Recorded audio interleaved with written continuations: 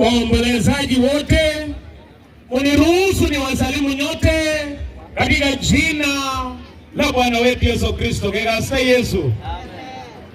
Kwa majina naitwa mchungaji Timothai Jesus. Pauline ni dada yangu.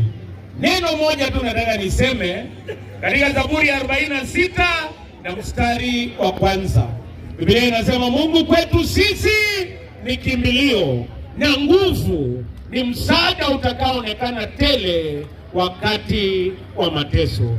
Wacha Mungu awe msaada wa Mount Elgon.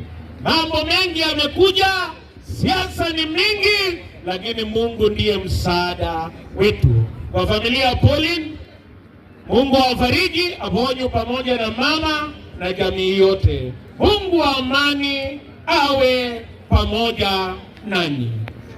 Asante sana.